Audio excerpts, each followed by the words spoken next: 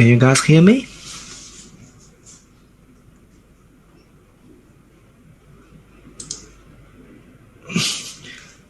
Thanks. All right, just let's wait for a couple of minutes for the people to join in.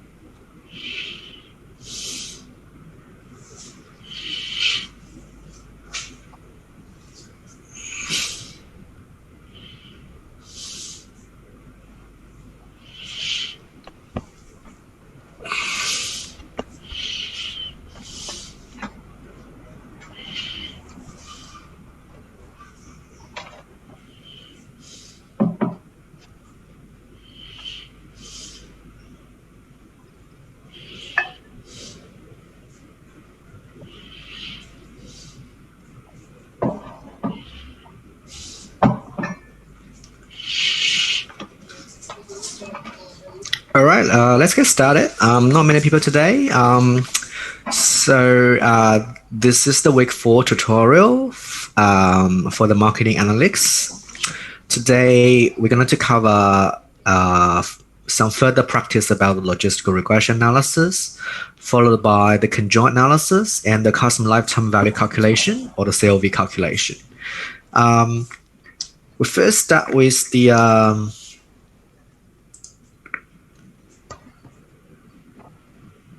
So firstly, let's talk a little bit more about the binary logistical regression. So in our last tutorial, we had a simple practice about the logistic regression, and we know that we use the binary logistic regression when the dependent variable is not a continuous variable, but a binary nominal variable. In other words, 1 or 0.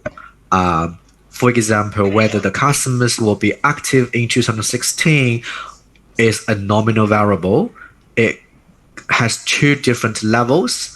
It either be 1, active, 0, not active. So there's no kind of like in between. So we call it as a nominal variable because these are only two different levels within a variable.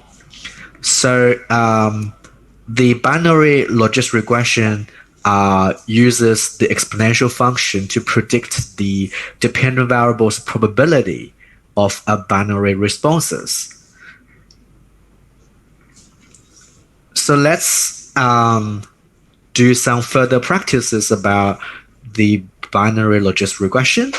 Here's the question. How does consumers' satisfaction for each of the 3 chains contribute to their retention rate in 2016? In the previous tutorial, we did a practical about the customers' satisfaction for the loyalty program and how that contributed to their retention in 2016. Now we're going to extend this model a bit by looking into the consumer satisfaction for each of the three chains and their contribution to the retention in 2016. Okay, so in this example, the dependent variable obviously is due the retention in 2016. It's a nominal variable. Customers could either be active or inactive in 2016. The three independent variables are the customer satisfaction for each of the three chains. And we wanted to model the relationship, or we wanted to predict the retention of the customer using the three different variable of the satisfaction towards each of the merchants. Here is the function of the binary logistic regression model. You don't need to memorize this function, but you need to know when you get those coefficients from the logistic regression model, how do you use those coefficients to predict the probability of being active in 2016 or being not active in 2016. So if by any chance that you have this question in your quiz or exam, this function will be provided, so you don't need to memorize it. All right, so let's first practice this question using the Excel real statistic add-ins, and then we will replicate those kind of operations in R to see whether their results are identical or not. Okay, so let's first go to the FGP customer loyalty program data.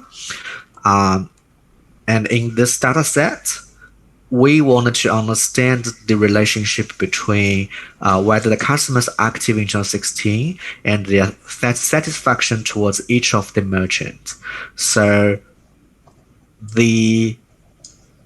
this column J, column L, M, N are the target columns that we are going to do the analysis. So we're going to first copy the four columns into a new spreadsheet.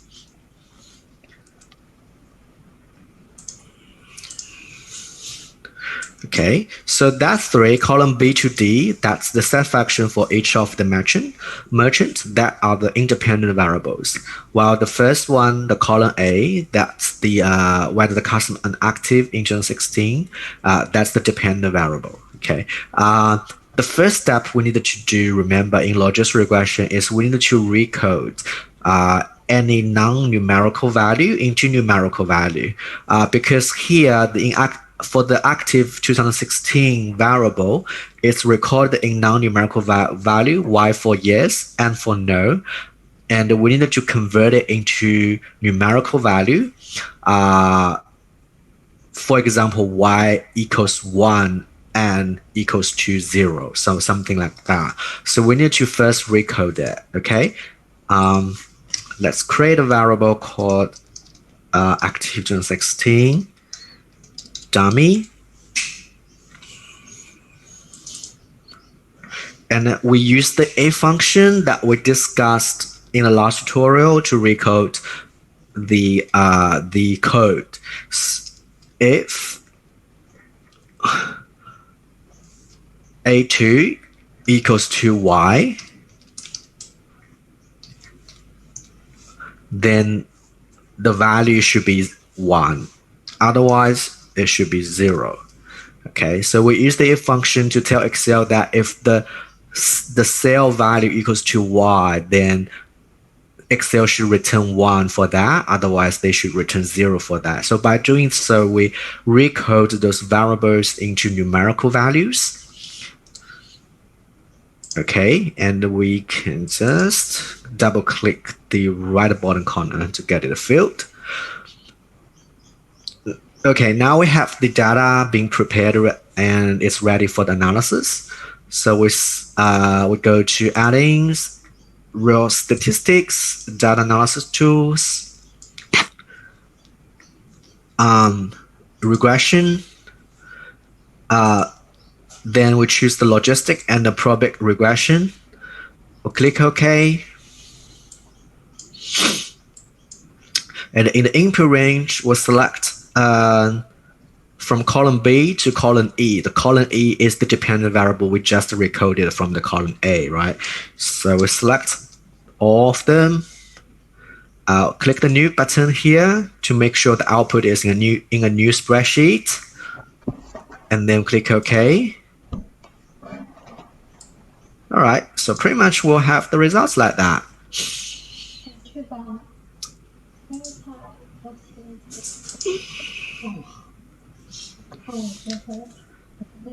So I will give you guys about 5 minutes to do to practice what I did before and think about those questions. What's the reading of the result? What's your conclusion? And probably we will leave the third question a bit. We're gonna discuss that together. Just think about what's the reading of the result and what kind of conclusion that you can get from reading the result. Okay. Yeah. So I'll give you guys about 5 minutes for practice that.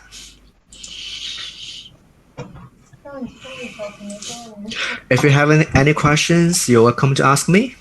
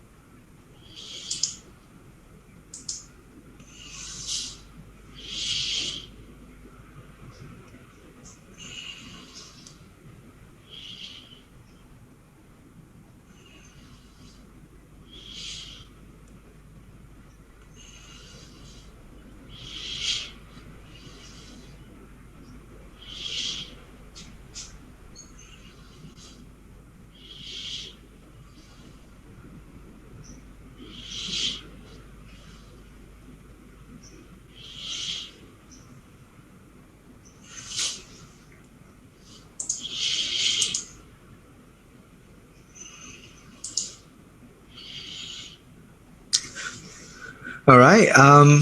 Anyone wanted to discuss your findings regarding the results, or what's your conclusion from the readings?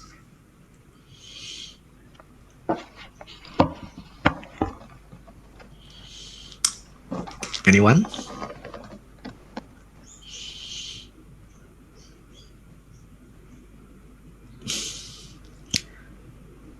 All right, that's okay. So the first thing we need to look at the results is the model fit. It's always very important for a regression model that the model should have achieved an acceptable fit level. The first index that we're going to look at is the R square. Okay, it's in the real statistic output. It's right in the R square L, which I had in yellow here. If you find this number, you will find it's 0.168. That means 16.8 of the variance are explained by your model, which is not too good, I would say. But compared to the previous logistic regression model, it's definitely improved a lot, right? And we can also look at the accuracy rate here. In the last discussion, we briefly discussed about this matrix and the accuracy number. So for this model, the accuracy index is 0.774. It's pretty much as similar as our last model. But if you look at the classification table here, you probably remember last time we got all these fail observed being success predicted, which is apparently not good. But now we have around a third of the observation of fail or the observation of not active being predicted to be not active, which we can say there's a slight improvement. But again, this is still not too good, to be honest, because the number is still because the accuracy here for the fail observation and the fail prediction is 0.298. It means like more than half of the inactive customers are not being predicted as inactive, okay, for the model. All right, but compared to the last model, yes, it did had a lot of improvement.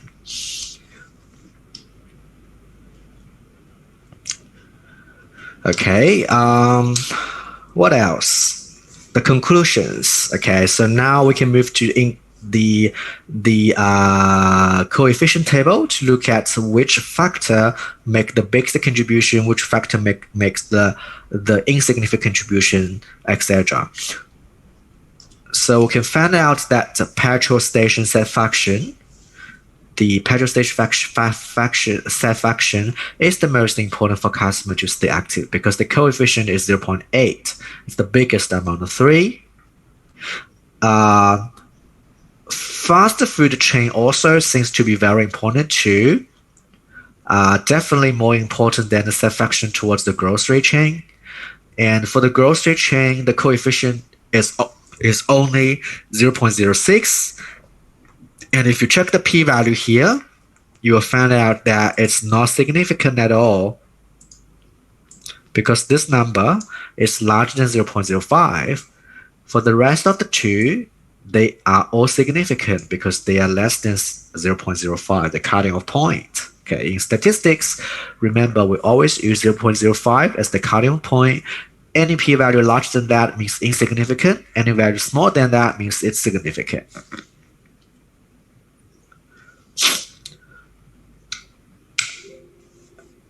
Okay, so now we obviously have this model on hand.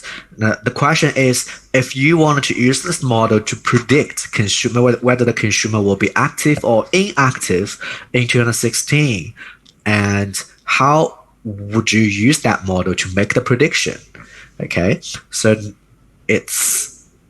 remember, this function will be used to make the prediction of whether customers will be active or inactive in 2016.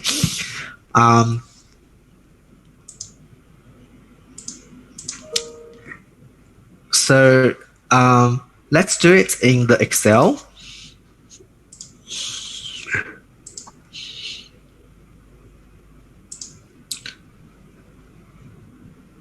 Okay, so I've already copied these two functions in the new spreadsheet. The first thing you should do is you need to grab the results. Where is it? The coefficients for the model here. Okay, that's from the logistic regression results spreadsheet. Just click copy and go to a new sheet. Can do a special paste. Go to paste special, paste the values only, and transpose the paste. Okay, value, transpose, click OK. Okay, it's not a good anyway.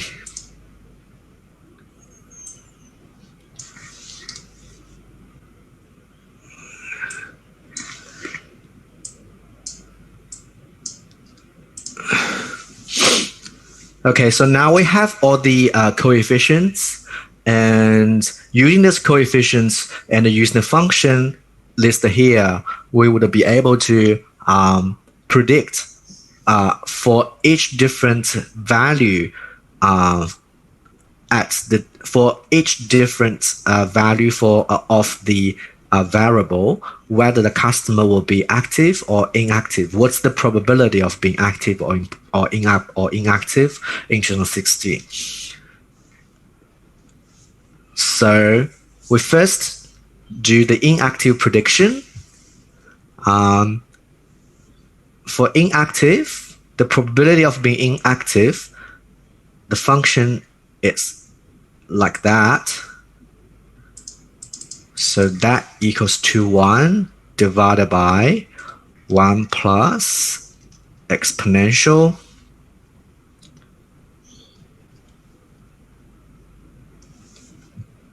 beta 0. Beta 0, that's the intercept. Okay. Plus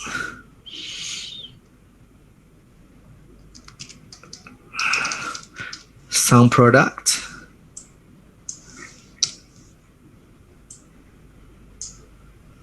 okay, great.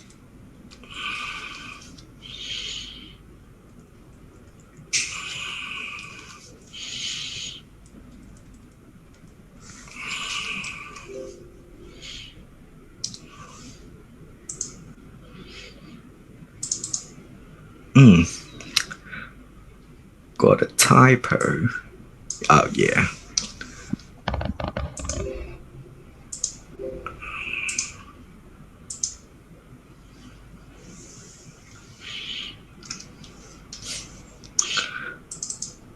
Okay, so let me explain that function to you.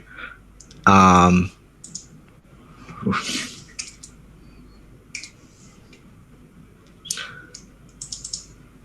hope that will be better for you to look at. Okay, so I think it's too.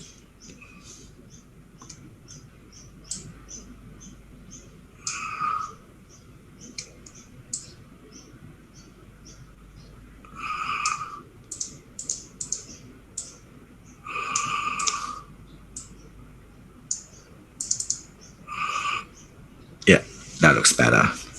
Okay, so being inactive, that's the function. Okay, so it's 1 divided by 1 plus exponential C3, that's the intercept. Okay, that's the bit 0 intercept plus bit 1 x1, bit 2 x2, bit k xk. So we use the sum product function here. So that means sum product D3 to F3, that's the row 3 for the coefficients of each of the variable. C8, E8, that's the value for the variable, right? So by using the sum product here, we actually it's actually identical to beta 1 x1 plus beta 2 x2 plus beta k xk. And we use the dollar sign to fix the cell, because if we drag it down, we don't want that the coefficient cell being automatically changed. So we fix that to make sure Excel won't automatically change the cell for the corresponding cell for the coefficients. Okay, and we can now drag it down, and we will have the inactive number being shown here. And for the active, that's the revert, that's the other side of the inactive number, so that equals to 1 minus the inactive probability, right?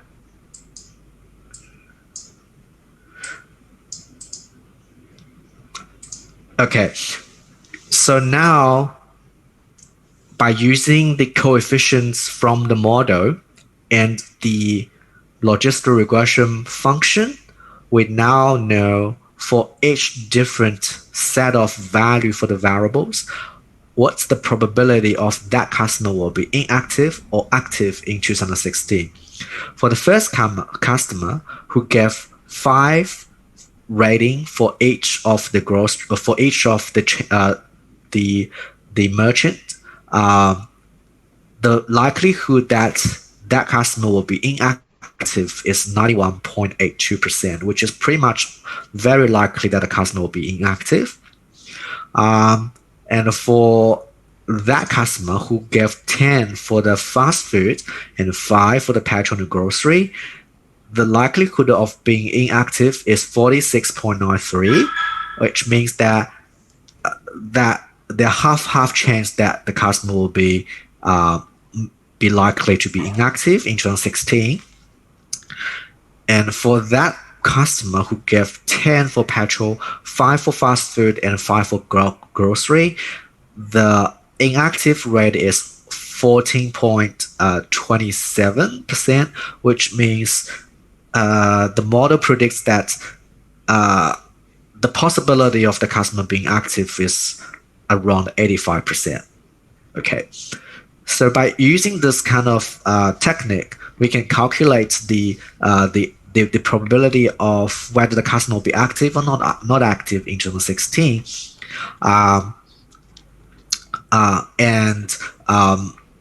and by doing so, we would be predict whether the customer will be a retainer customer in the future.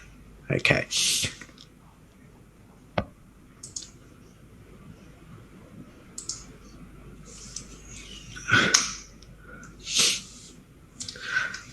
Okay, so now what we're going to do is we're going to replicate this analysis in R as well. So you needed to open the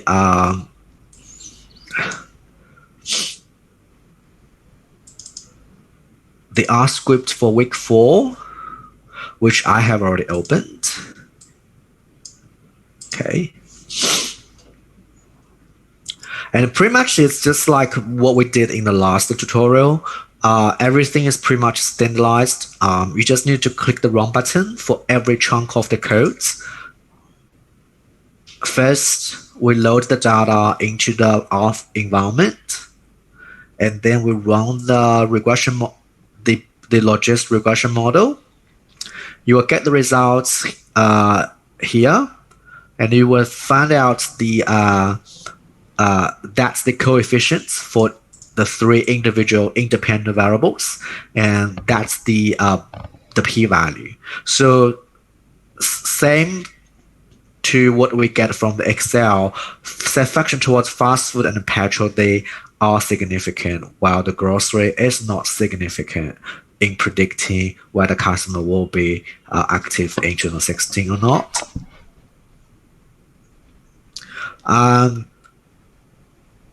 And then to check the model fit, we run the model performance chunk, and we got the accuracy rate is 0.77, and for the R square,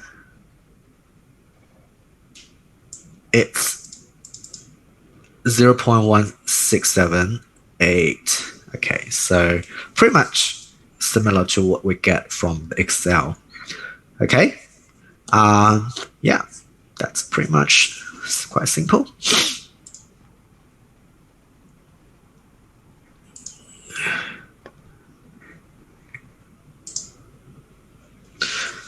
Okay, so any questions before we move forward to the conjoint analysis?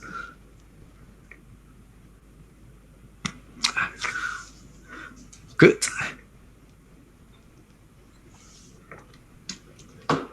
So we're now gonna do some practice about the conjoint analysis. So first I'll give you an overview about what is a conjoint analysis, and then we're gonna practice a bit more about how to perform a conjoint analysis using the sample data set.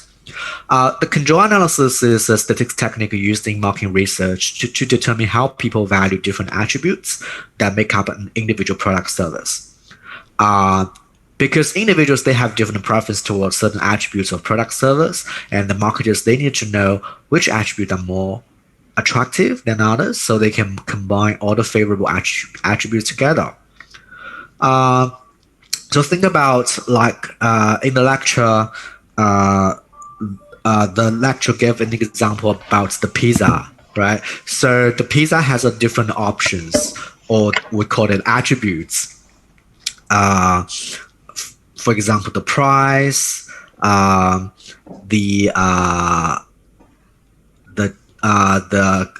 toppings, the crust, the cheese. So these are the different attributes that combine a unique a pizza, or we call it a product. And the customers may have the different preference for each of the attributes, and they also have the different preference for the different levels within attributes. When I say levels, that means they kind of like the sub attributes of an attribute. So for example, for a topping, that could be pineapple, veggie, sausage, or pepperoni. So that four different things, they are the sub attributes, or we call the levels of an attribute topping. So customers may have the different preference towards this different the different levels and the attributes. So we want to understand that which attribute is most important, and for each different attribute, which level is more attractive, right? So this is how we perform a conjoint analysis, and this is how conjoint analysis will help us to understand the preferences of the customer regarding the attributes and the levels, and then we can know how we can design a product that will really attract a certain group of customers.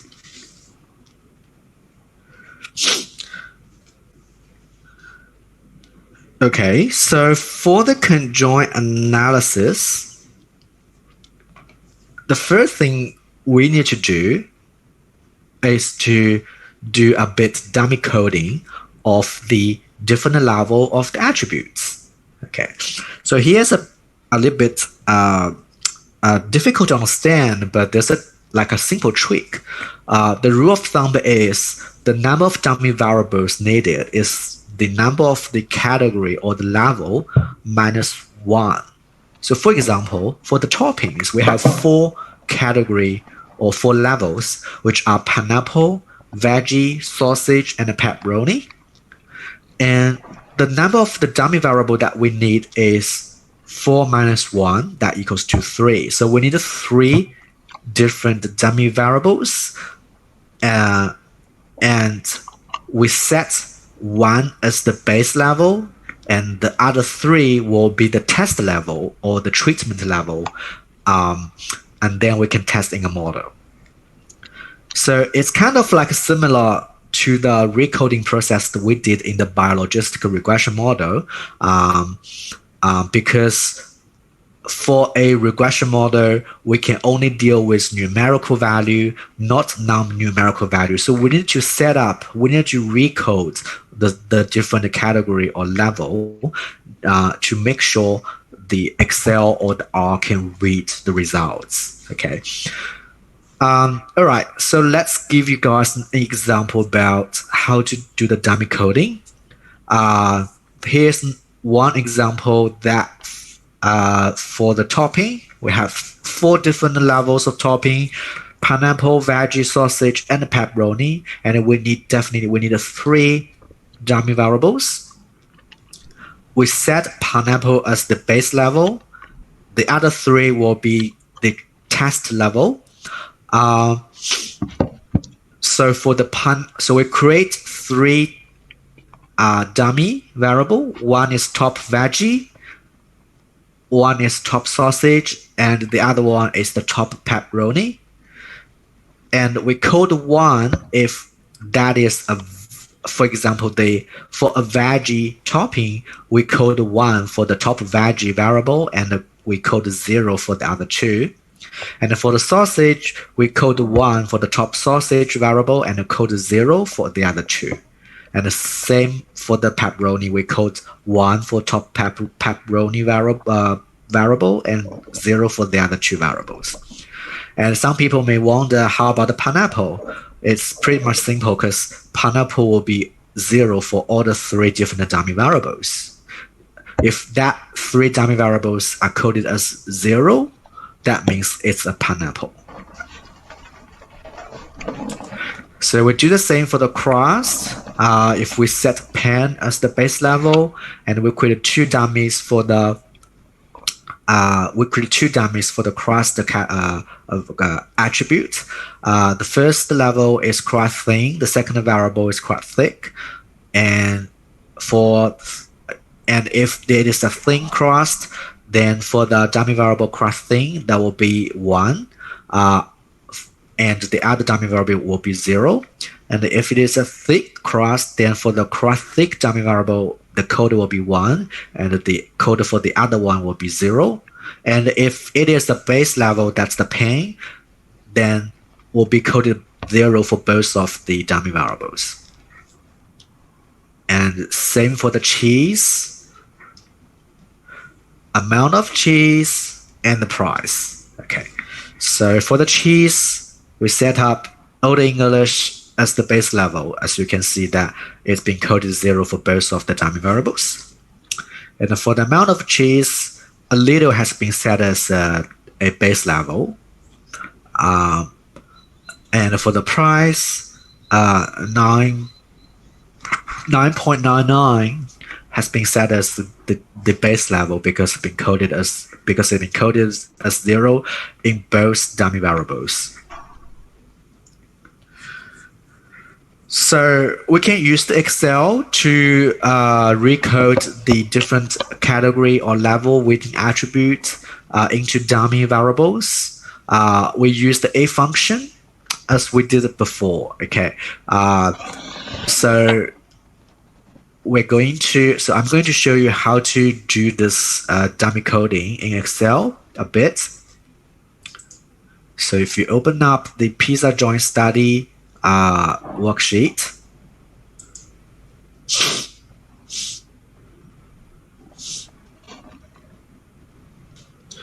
and we go to the bundle coding spreadsheet. So firstly, we need to look at we need to create the dummy variables. Obviously, the lecture has already created for you. So you can see for the crust, we create 2 dummy variables, thin, thick. For the topping, we create 3 dummy variables, veggie, sausage, pepperoni. For the cheese, we create 2 dummy variables, Swiss and mozzarella. And for the amount of cheese, we create 1 dummy variable, which is a lot. And for the price, we create 2 dummy variables, which are a price at 8.99, price at 7.99. Okay, so we only include the dummy variables for the test level, not the base level. And now we can do the dummy coding for each different attributes in the different bundles. If the crust equals to thin, that will be 1, otherwise will be 0. Okay, so if the crust in bundle 1 equals to thin, then we code it as 1, otherwise it will be 0. So that's the first dummy coding for the first dummy variable. So obviously it's 0 because the crust in the first bundle is pan. And if we drag it down, we'll find out the second one is being coded as 1 because it is the thin crust. And for the thick dummy variable, if the crust equals to thick, will be 1, otherwise will be coded as 0.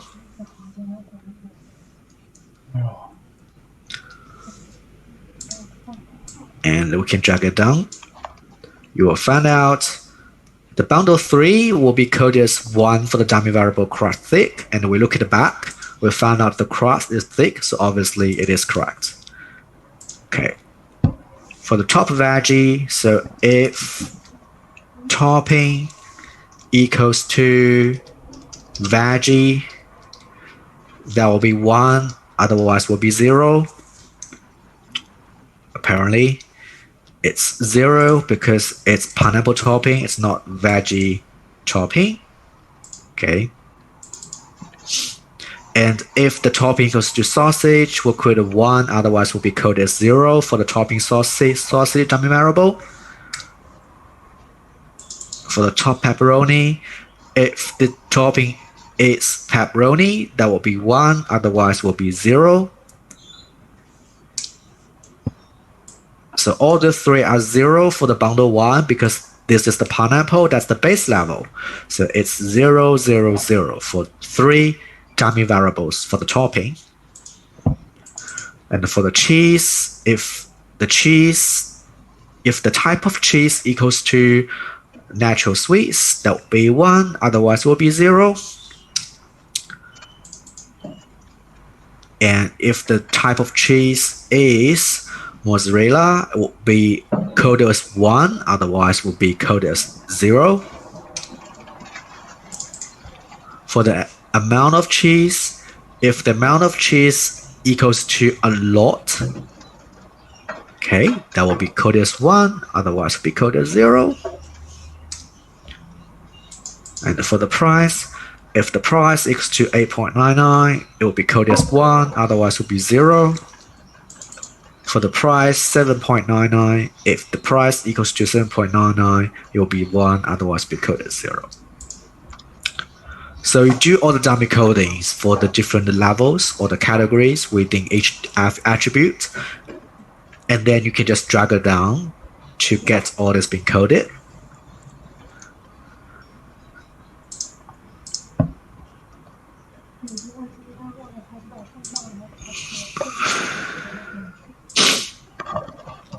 And once you've done this preparation for the dummy coding of the different attributes and the different categories, you can run you then can be ready to run a conjoint analysis. So conjoint analysis basically is a multiple regression analysis. It's nothing new. It's just a different name. Okay. So what we can do here is, this is our independent variables. So the dummy coding will be our independent variables, and we wanted to know what is the customer rating for each of the bundle. So if we go back to the original data set, we probably will have the respondents rating for the different bundle, and we are going to use the I think it's the 877 one. Yes. Okay. So we're gonna only use one respondent's rating. That's 877. Okay. Copy and go back to the bundle coding spreadsheet and paste it here. And you need to transpose the paste because the the previous one was recorded in a row, but now you wanted to make it in a column. So go to paste a special paste, paste the values only, and transpose the paste. And now you have the rating for each of the bundle, as well as the dummy coding for each of the bundle. And now you can do a multiple regression using the rating as the dependent variable and the dummy coding as the independent variables. So we're gonna go to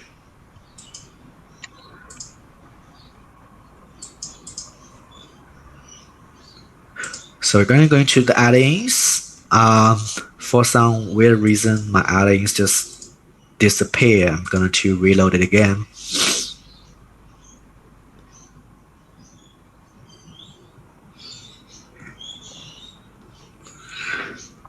Okay, here we go. So we go to add-ins, real statistics, data analysis tools, and we just choose the multiple linear regression one. Okay, no drama, just multiple linear regression. The independent variable will be the dummy coding of the different attributes and the categories.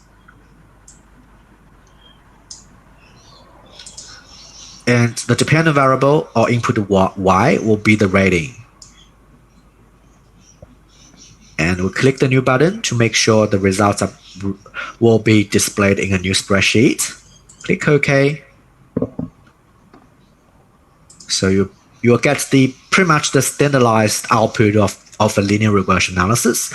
So we're not interested in the model fit, ANOVA, anything we wanted to from that output is the coefficients. Okay, so that coefficients will be the utility of the different category or different level within an attribute.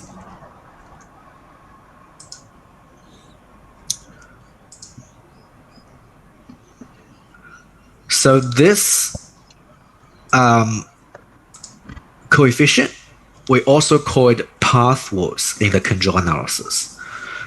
Okay, so we're gonna copy those coefficients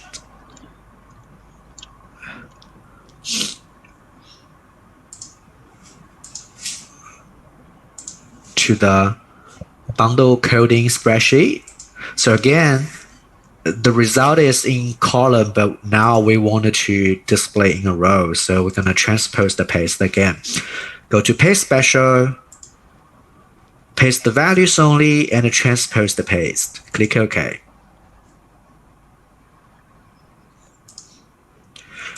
Now you will have all the pathwords of the different levels of the within an attribute.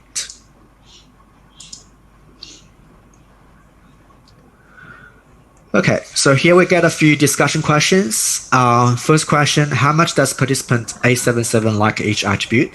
How important are each attribute? So you will have 5 minutes to practice a bit about the control analysis and to think about these two questions, and we're going to discuss that together.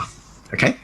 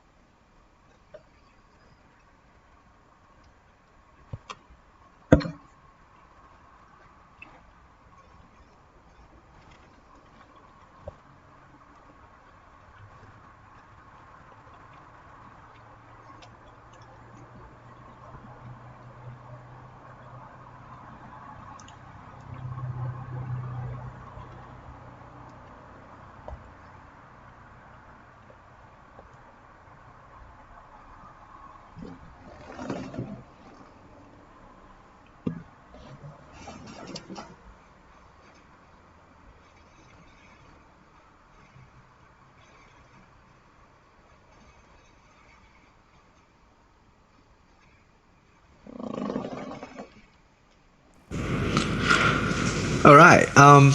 So does anyone know how to determine which attribute is the most important for a particular participant once we get the results from the control analysis?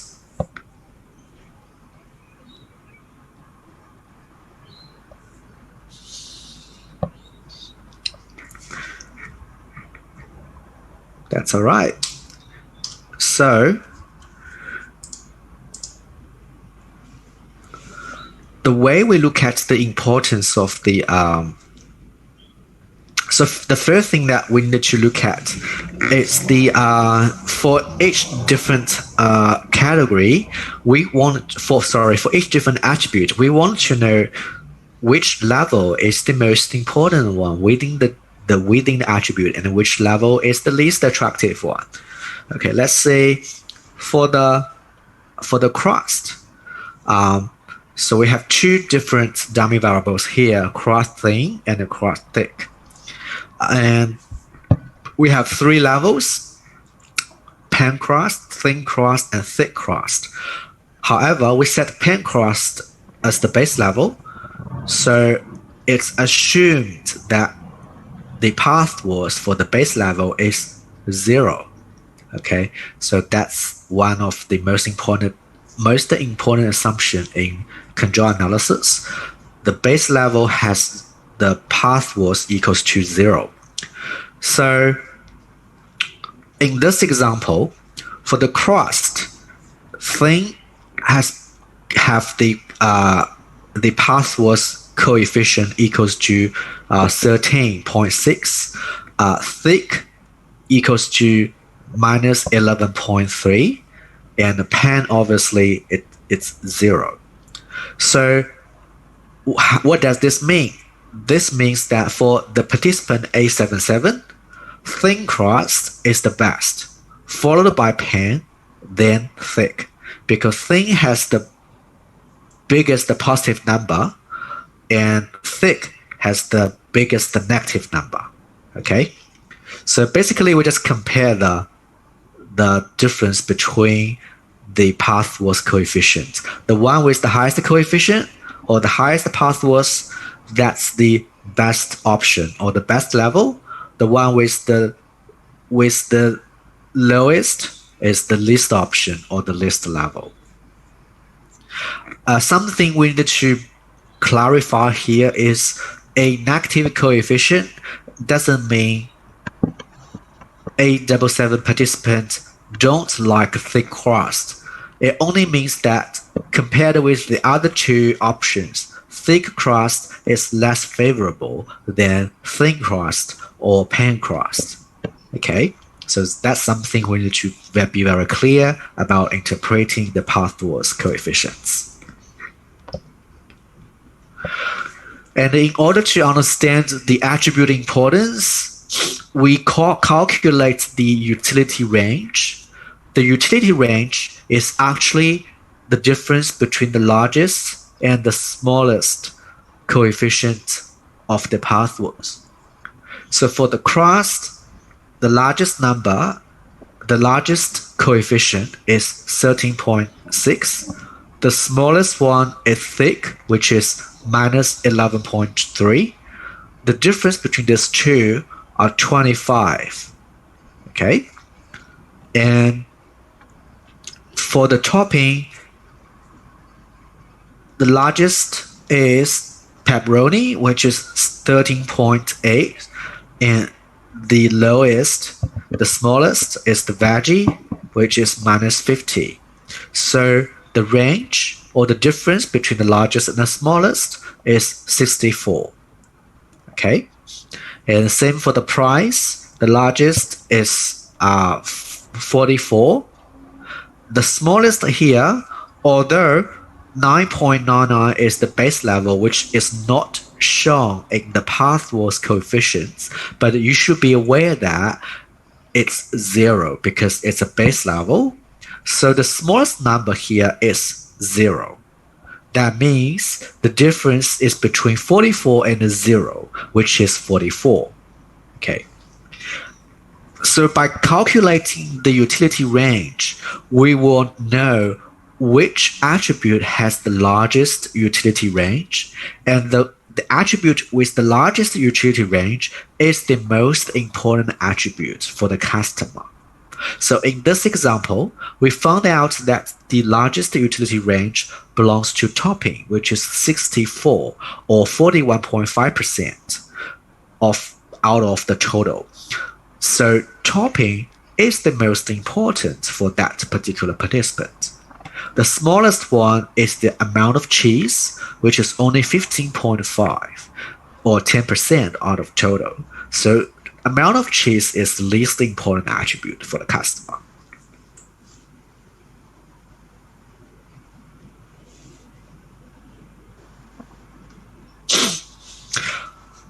And using this conjoint analysis output, we can also predict whether a particular bundle of the product will be preferred by a particular customer. So let's go back to the pizza conjoint study. Okay, so here we have 4 different pizza with the different bundle of attributes, and we wanted to predict the overall utility for each different pizza. The first step here is we're going to dummy code those different category or level as we did before. And then using the path loss coefficient and the dummy coding, we calculate the overall utility.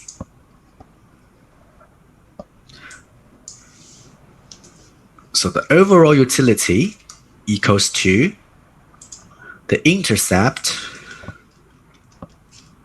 plus sum product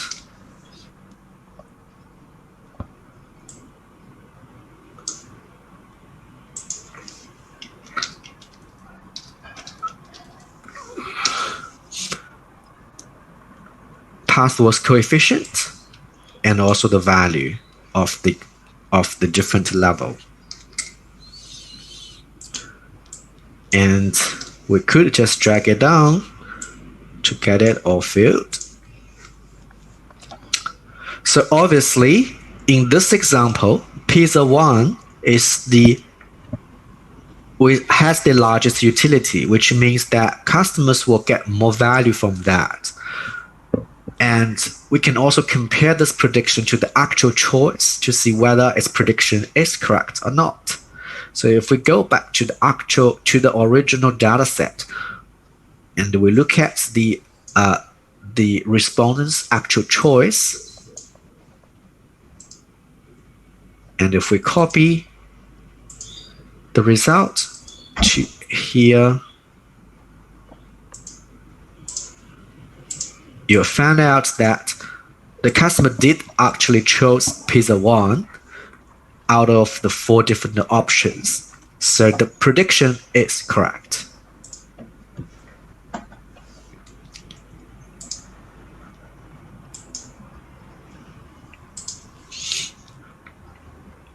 And there are some further questions that we might need to consider. For example, for this participant, if he currently has a pizza with little cheese and is priced at $7.99, will he be willing to upgrade it to a lot of cheese with $1 extra? What if the current pizza with a little cheese is priced at $8.99? Okay, so there's kind of like a bit trade-off between what you can get and what you needed to lose for upgrading. Okay, so the best way to do, obviously, is to calculate the net gain or the net loss of the utility by upgrading or downgrading certain category of the attributes. So let me show you some some examples of the calculation. So if the current pizza with little cheese is priced at 7.99,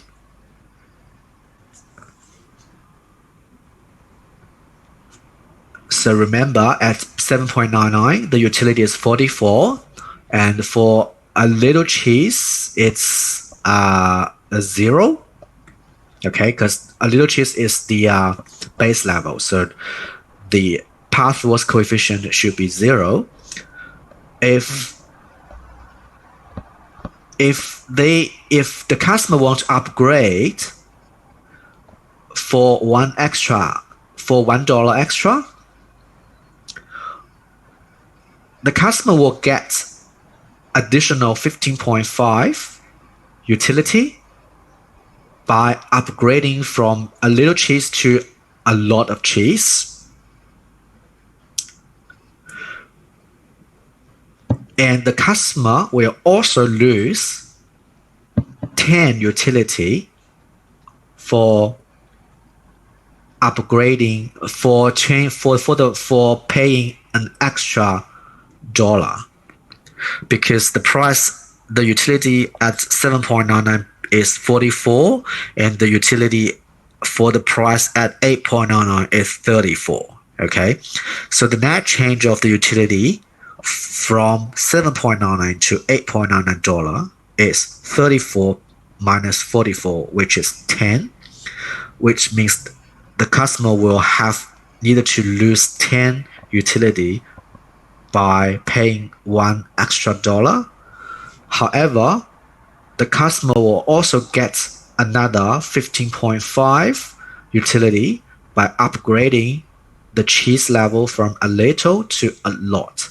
So the net change here is 15.5 plus minus 10, which is 5.5, which is positive.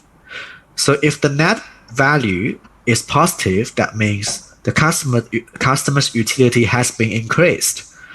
If it's negative, that means the customer utility has been decreased. So if the customer increase utility, the customer will be likely to upgrade because he enjoy more utility. And if the customer incur a decreased utility, the customer will be most likely not to upgrade or do any kind of like changes to the current package, because in that case, the customer will lose some utility from doing so. So obviously, the answer to this question is yes. The customer will be willing to upgrade because the customer will definitely have a positive net change of the utility. But if the current pizza is priced at 8.99, it will be a different story. As we can see, the net change of utility from a little to a lot will be 15.5. In other words, customers will get another 15.5 utility from upgrading the amount of cheese.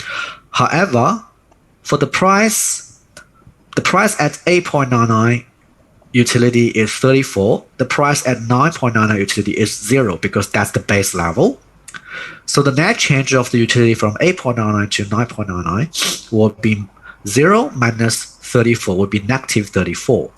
And the net change, 15.5 plus negative 34 will be negative 8.5, which means the customer will incur some loss of the utility if the customer choose to upgrade the cheese amount. Okay, so in that case, the customer won't be likely to do the upgrading of the amount of cheese.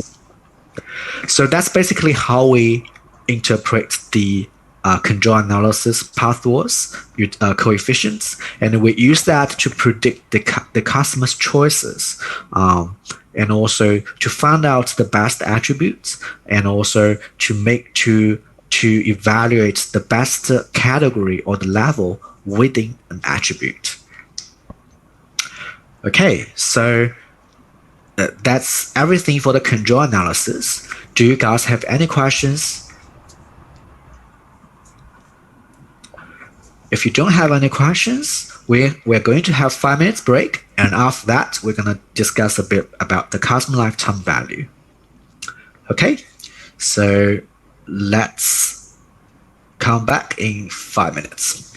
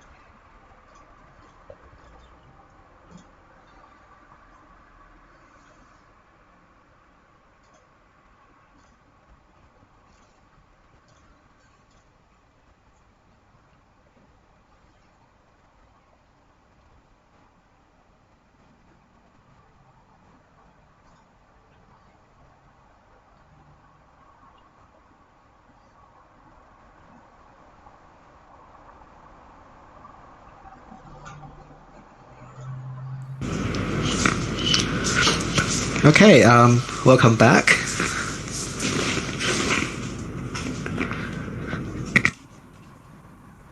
All right, let's continue our tutorial. So now we're going to do a bit practice about the customer lifetime value or the CLV calculation. So let's first recap some conceptual stuff about what is the customer lifetime value or CLV. So in marketing,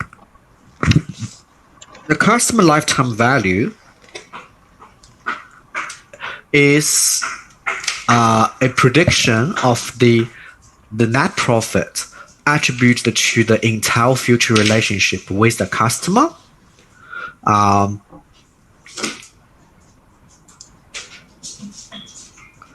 So it could be it could have the economic value, such as the lifetime revenue generated from the continuous relationship with the customer minus the cost that you serve the customer.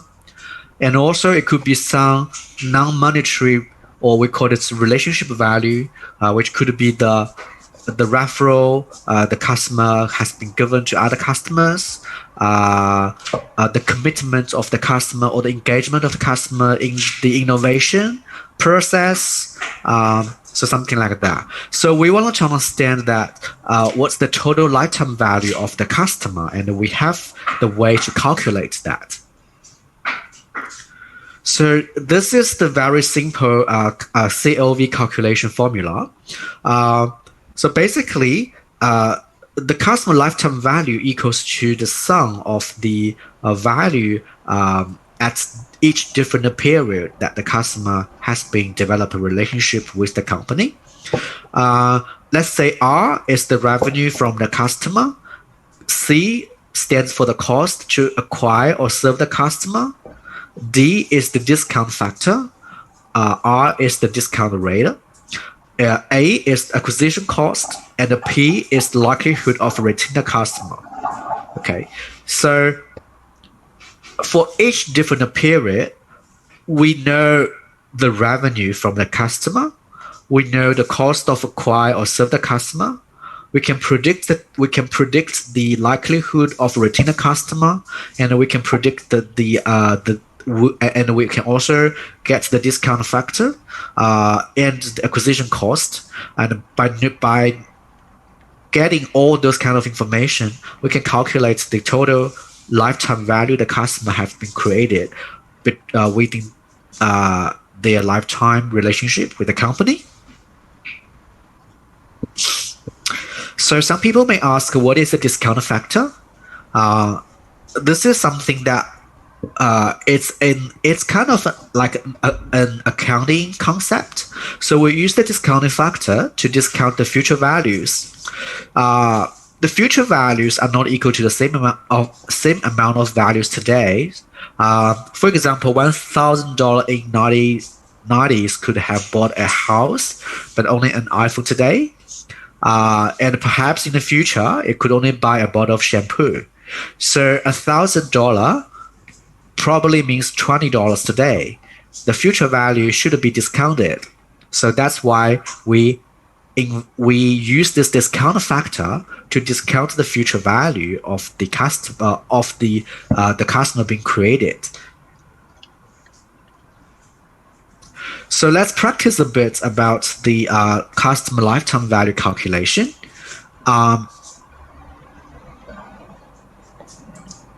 In the week 4 tutorial practice sheet, you will have this customer lifetime value calculation spreadsheet. So we have set up some very simple assumptions. For example, the revenue will be constant at 500. The cost will be constant at 100 across all the periods. The discount rate are the same across all the periods. Retention rate are the same across all the periods. So we make those kind of simple assumptions to make the calculation easier. But in reality, it's definitely will be more complicated than our assumptions. But the purpose of this practice is to help understand what is customer lifetime value and how to calculate the customer lifetime value. So I think that this example will be perfect to understand the concept behind those kind of customer lifetime value. So in period 1, that's the current period. So in the current period, we don't discount anything. The alive likelihood will be 1. The revenue equals to C2. That's $500. Again, we use the dollar sign here to fix the cell.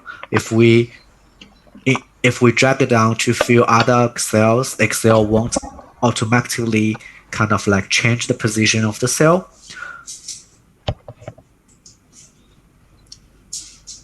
Okay, and for the cost, that equals to $100. That's the number in the cell C3. Again, we use the dollar sign to lock it.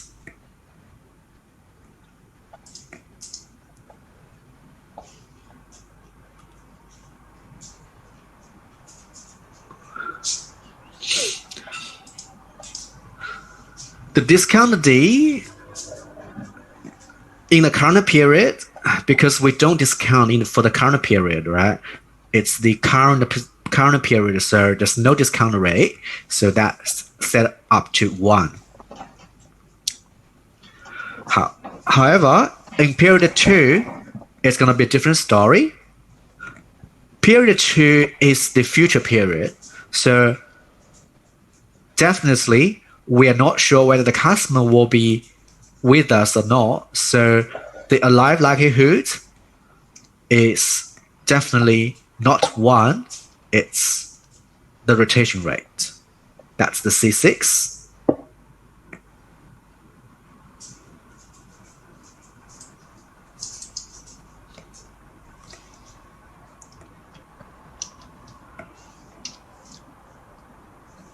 Times the current likelihood, the current period likelihood. Okay.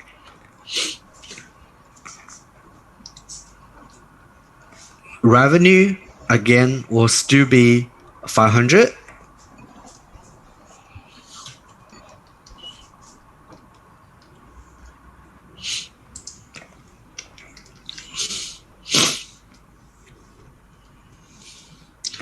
Cost again will still be 100. And for the discount, because it's in the future, so definitely we needed to discount it. Okay, so we use the formula to calculate the discount factor. The discount factor equals to the discount rate in the previous period divided by 1 plus the discount rate. That's the number in C5. Okay, so the discount for a particular period equals to the discount factor in the previous period divided by the sum of 1 and the discount rate.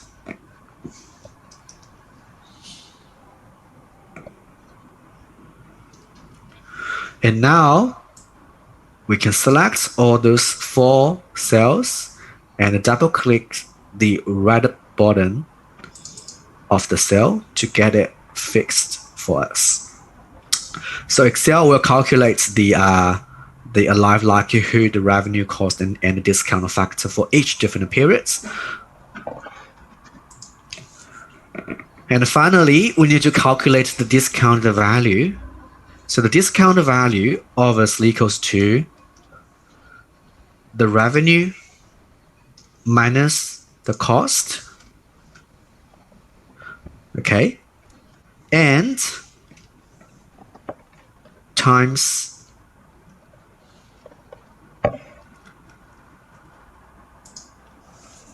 the likelihood or the probability that the customer will still with us, and the discount factor. Okay, so basically the discount value equals to revenue minus cost, so that's the profit, times the discount factor, and also times the possibility that the customer is still with us. So it's basically like an expectation of the future. And we can just drag it down. So if you notice, after certain periods, the discount value is reduced to 0. Okay, so now we can calculate the total CLV. So that equals to the discount value at each of the different period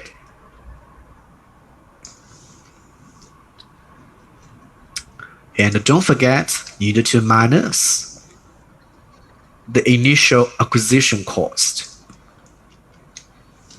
That's the cost of acquired customer at the current period. So the total CLV for that particular customer is 910.81.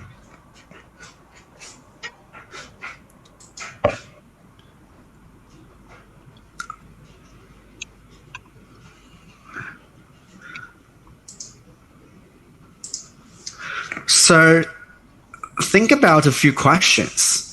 Okay, so we made a lot of assumptions, obviously, in our calculation of the CLV. For example, the costs and the revenue are constant across all the periods. The discount rate and the retention rate are constant across all the periods. But in reality, that's not going to happen. So think about these 3 different scenarios and how that will change the total customer lifetime value. The first one, if costs reduce $5 per period from period 2 and to 70, what is the CLV? Okay, so let's have a try.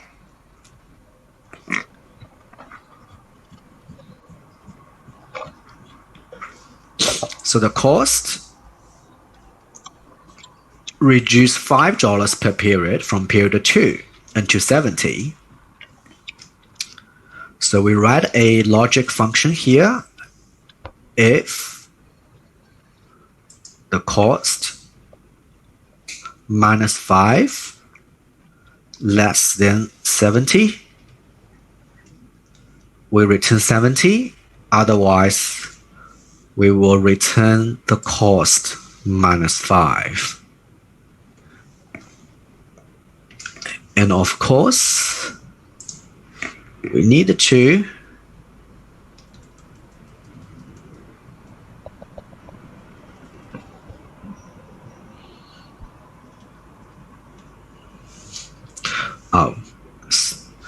my apologies, it's not C3, it should be the cost in the period in the prior periods. So it's A11. Yeah.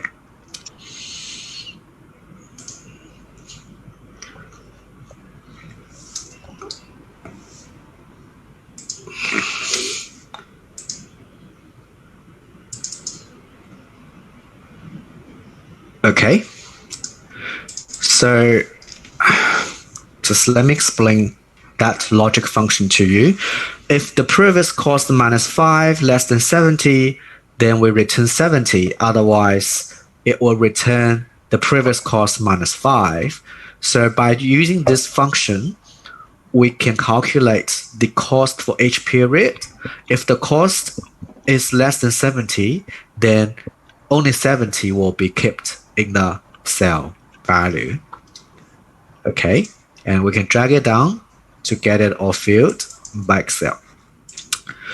So okay, as we can see here, if the cost reduced 5 from period 2 and 270, the total CLV will increase from 910 to 938. Okay, so obviously, if we reduce the cost, we definitely will get more from the customer. The second question is,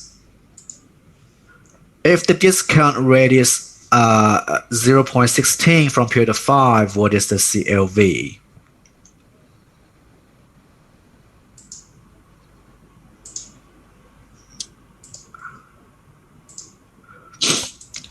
Okay, let's reverse first. Okay, so from period 5, the discount rate is 0.16. So here, the discount rate will change to 0.16.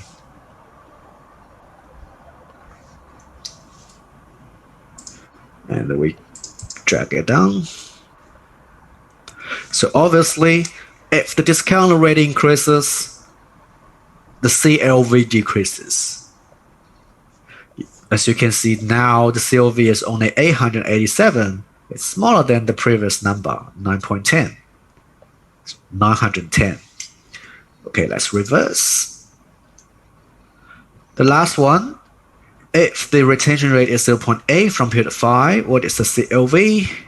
So currently the retention rate is 0.75, and we wanted to increase the retention rate from period 5. So here, we change the formula to 0.5 times the previous retention rate. It's period 5, isn't it? 0.8 times the previous retention rate. And we drag it down. So obviously, if the retention rate increases, so is the CLV. So basically, you might get some idea that the CLV is quite sensitive to the cost, discount rate, and the revenue. So obviously, if the cost reduces, CLV increases. If the retention rate increases, CLV increases.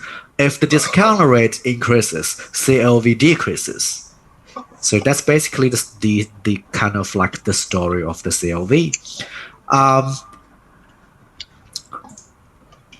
We can also calculate the CLV using a formula here. Okay, so this formula, I need to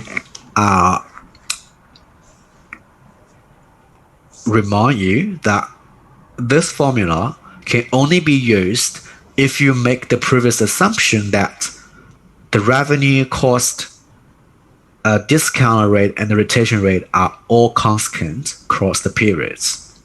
Okay? Otherwise, you have to follow this step to calculate the CLV. The Formula 1 is the simpler version, but it has the assumptions that revenue, cost, discount rate, and retention rate are all constant across the time. So you don't have to know how to get this formula, but if you're interested, here is the slides of how to get this formula from the initial calculations. So the key assumption here, you can see that the revenue are constant, cost are constant, discount rate are constant, everything is constant. So then you will get this formula.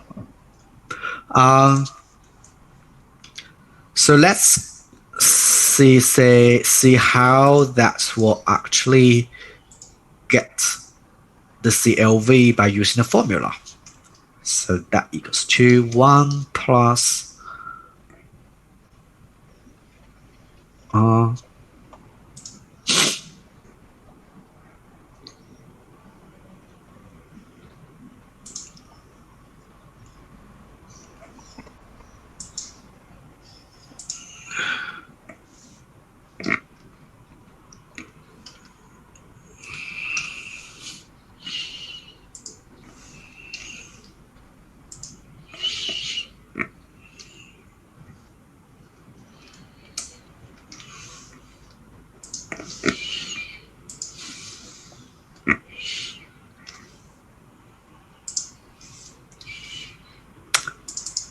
Okay.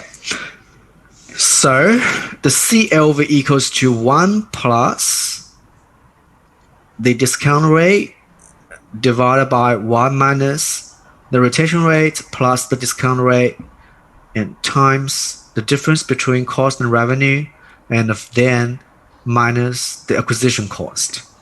Okay, so again, you don't have to memorize this formula. If by any chance that question is happened in quiz or final exam, you will be given a formula. So you'll find out that the CLV by calculation using the formula is same as what we got from the previous approach. Okay, so again, just make sure that you all remind that the formula can only be used when you make the assumptions that the revenue cost, acquisition cost, discount rate, and retention rate are all constant during all the periods.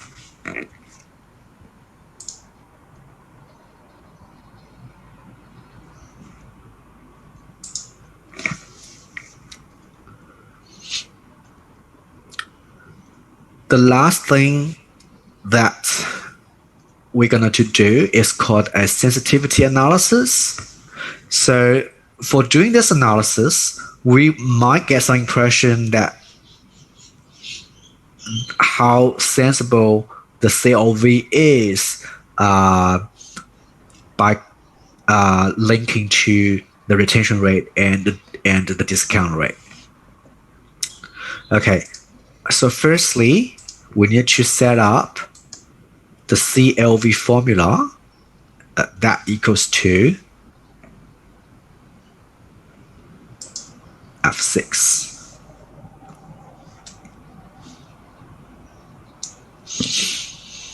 So currently it's 910, okay?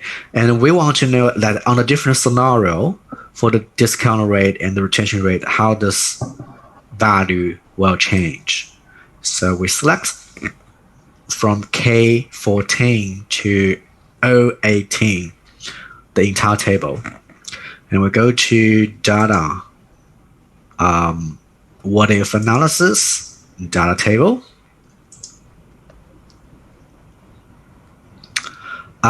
For the row input, we select the discount rate.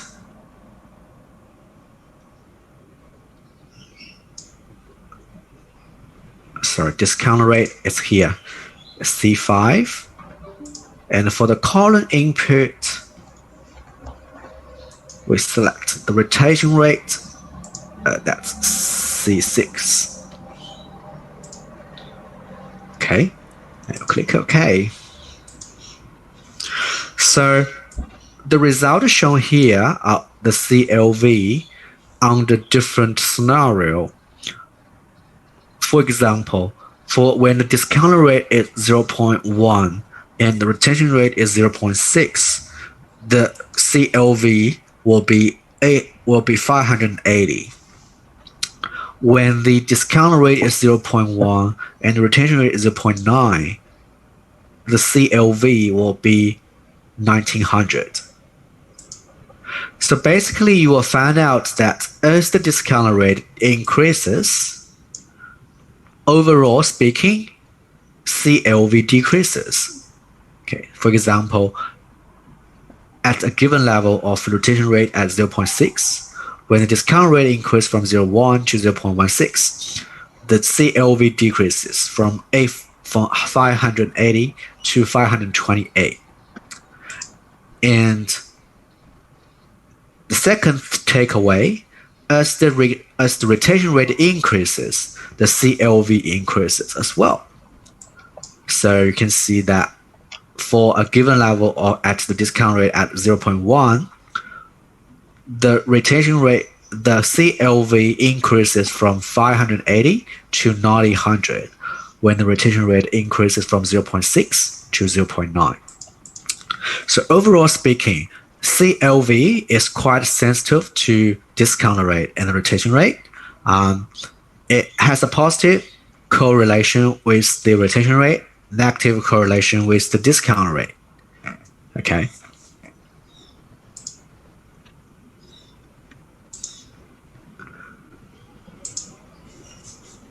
All right, so I'll give you guys another 5 minutes to practice this COV calculation by yourself. And if you have any questions, please ask me. Okay.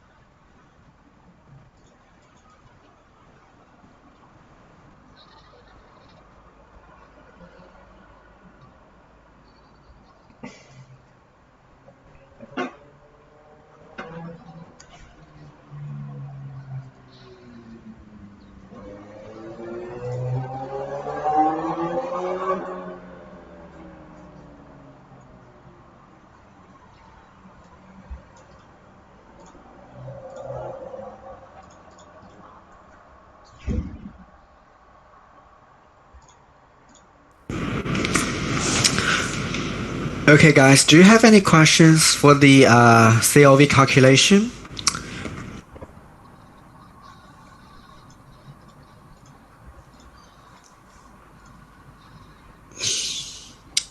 All right, so if you don't have any questions, that's the end of this tutorial. Just to remind you that next week, we're going to have the research plan presentation. Each team will have 10 minutes to present and 5 minutes for the discussion. Please submit your slides by 5 p.m. on 11th October, that's week 4 Sunday, and use the correct document title. Yeah, that's everything. All right. Thank you, guys. If you don't have any questions, you're free to go.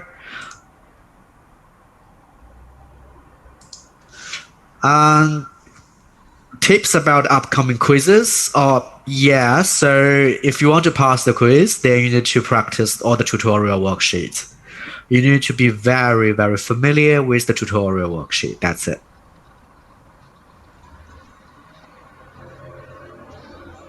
Any other questions?